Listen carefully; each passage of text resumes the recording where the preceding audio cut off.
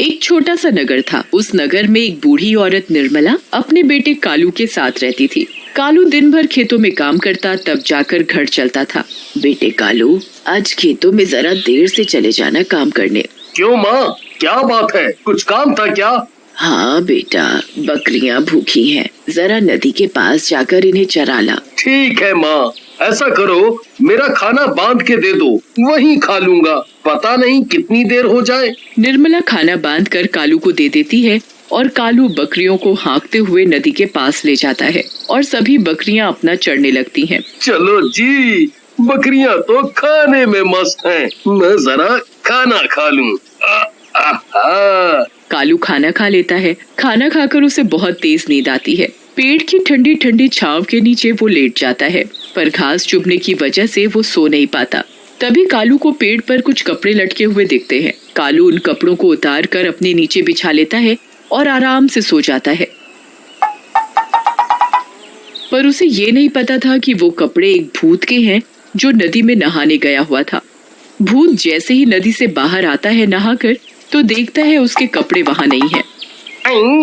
अरे मेरे कपड़े कहाँ गए? कौन ले गया? अब मैं क्या पहनूंगा?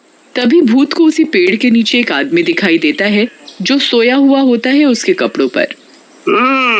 ए लड़के, उठ! भूत की आवाज सुनकर कालू उठ जाता है और इधर उधर देखता है कि आवाज कौन दे रहा है।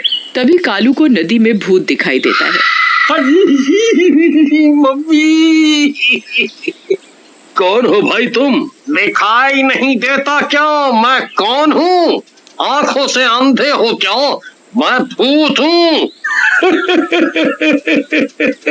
तुम भूत हो? कहाँ से भूत हो भाई तुम?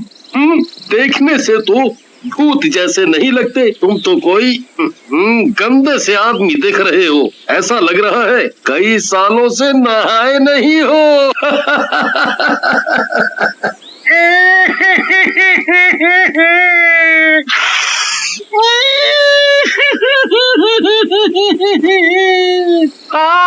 मैं सच में भूत हूँ।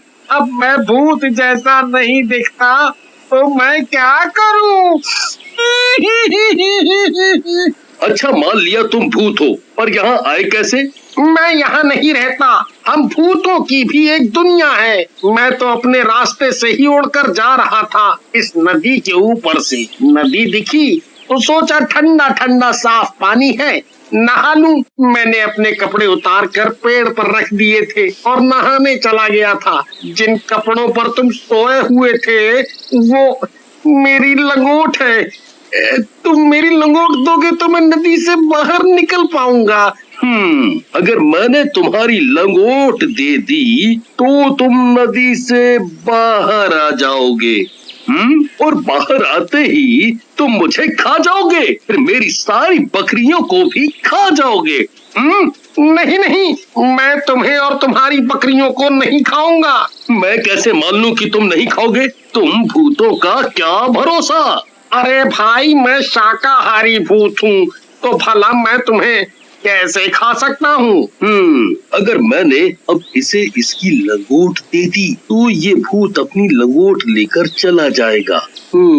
मैं सोच रहा हूँ क्यों ना मैं इसकी लंगोट ना देकर इससे अपना काम निकालूं। ये भूत लंगोट के बदले मेरे सारे काम कर सकता है।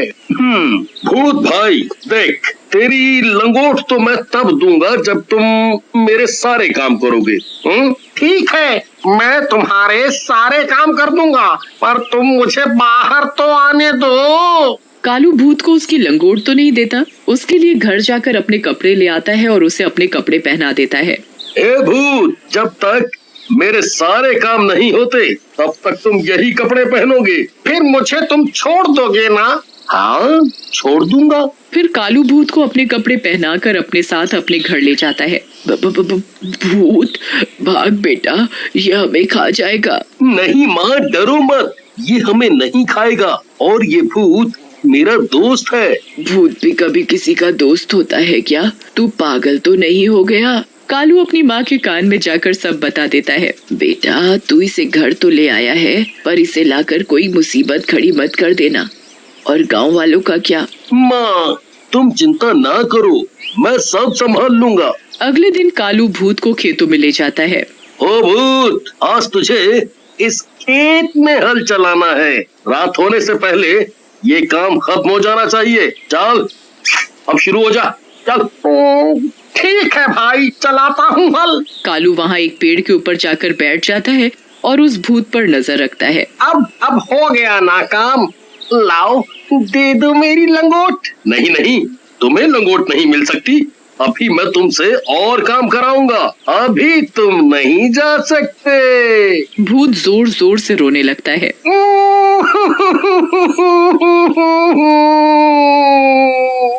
भाई मेरी लंगोट दे दो। अगर मेरे भूत भाइयों को पता चला कि मेरी लंगोट एक साधारण आदमी ने ले ली है और वो मुझे इसके बदले काम करा रहा है, तो मेरी बड़ी बदनामी होगी।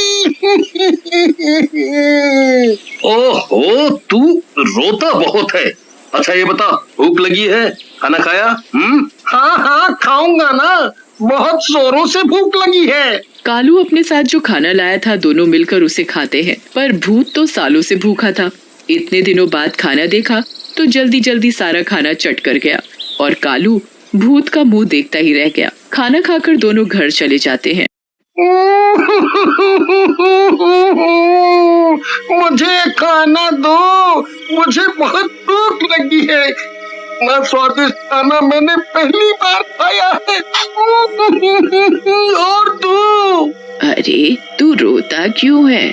मैं तेरे लिए अभी खाना लाती हूँ। माँ खाना बनाती है और भूत खाता ही जाता है, खाता ही जाता है, बस खाता ही जाता है। माँ खाना बनाते बनाते थक जाती है और घर का सारा राशन खत्म हो जाता है। और दो खाना। ओ भूत, अब कहाँ से दूं खाना? सारा राशन तो तू खा चुका है, अब घर में कुछ नहीं है खाने को। अरे माँ, ये सदियों से भूखा है, आज इसने मेरा खाना भी खा लिया। तभी गांव से मुखिया आते हैं अपनी बेटी की शादी का न्योता देने। भूत भूत भूत भूत, भागो भागो सभी, नहीं तो ये हमें खा जाएगा। मुखिया जी डरिए मत, ये आपको कुछ नहीं करेगा, ये हमारे साथ ही रहता है। कालू, तुम बोलते हो तो मान लेता हूँ कि ये किसी को कुछ नहीं करेगा। मुखिया जी, यहाँ कैसे आना हुआ? अरे हाँ, मैं इस भूत को देखकर सब भूल ही गया था। कल मेरी बेटी की शादी है, आपको न्योता देने आया था। फिर मुखिया वहाँ से चला जाता है। अगले दिन गांव में शादी की तैयारी चल रही होती है, तभी वहाँ कालू और भूत पहुँच जाते हैं। भागो भागो, गांव में भूत आया है, ये हमें खा जाएगा भैया। अरे अरे रुको रुको सभी, ये भूत मेरे साथ है, ये किसी को कुछ नहीं कहेगा, किसी को भी नहीं खाएगा, ये शाकाहारी भूत है। सभी गांव वाले हैरानी से देखने लगते हैं। अरे कालू भाई, भूत भी कोई शाकाहारी होता है? मजाक मत करो।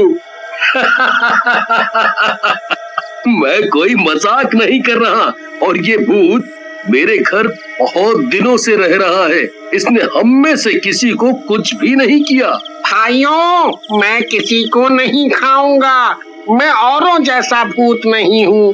कालू के पास मेरी लंगोट है, अगर ये मेरी लंगोट दे दे तो मैं अभी यहाँ से चला जाऊंगा। लंगोट वाली बात पर सभी गांव वाले जोर जोर से हंसने लगते हैं।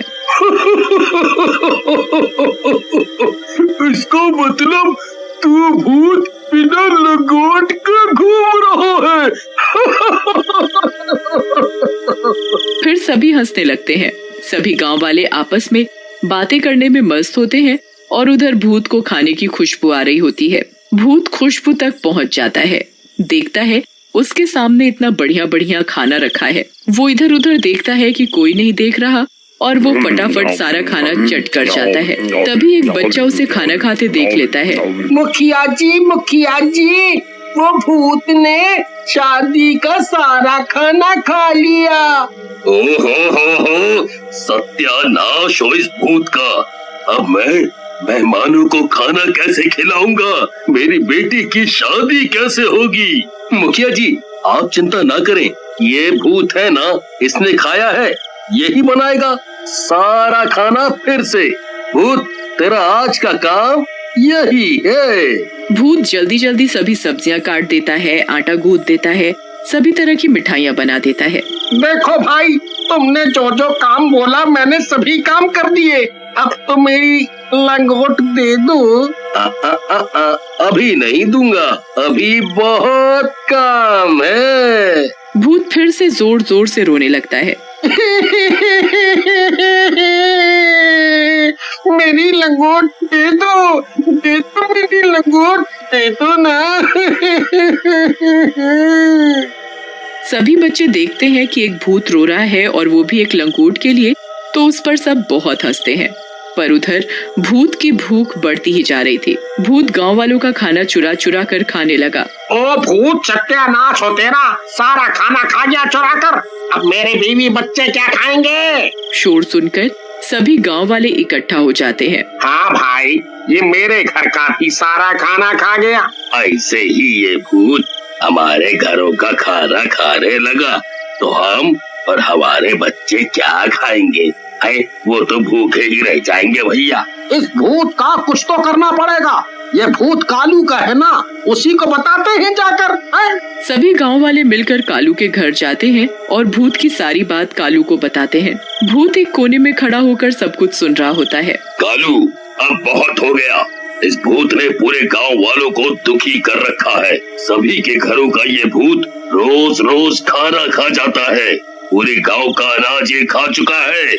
ऐसे ही चलता रहा ना तो एक दिन हम सभी भूख से अपनी जान गंवा बैठेंगे। मुझे भूख लगी थी, इसलिए मैंने खाना खा लिया। मेरा पेट पता नहीं क्यों नहीं भरता। कालू, मैंने तुझे पहले ही बोला था, इसे लाकर कोई मुसीबत मत खड़ी कर देना। देख, अब इसने पूरे गांव वालों को दुखी कर रखा है। देख भूत, तेरे लिए मैं गांव वालों को तो दुखी नहीं देख सकता। सभी गांव वाले मेरा परिवार हैं। तू अपनी लंगोट ले और यहाँ से चलता बन। कालू भूत को उसकी लंगोट दे देता है। भूत लंगोट पाकर बहुत खुश हो जाता है। आप सभी की मुझे बहुत याद आएगी। आप लोग कभी भी मुझे याद करोगे तो मैं यहाँ आ जाऊंगा। अरे नहीं नहीं, हम तुझे कभी भी याद नहीं करेंगे। तू जा जा और इस गांव की तरफ कभी भी मुड़कर मत देखना। जा भैया जा।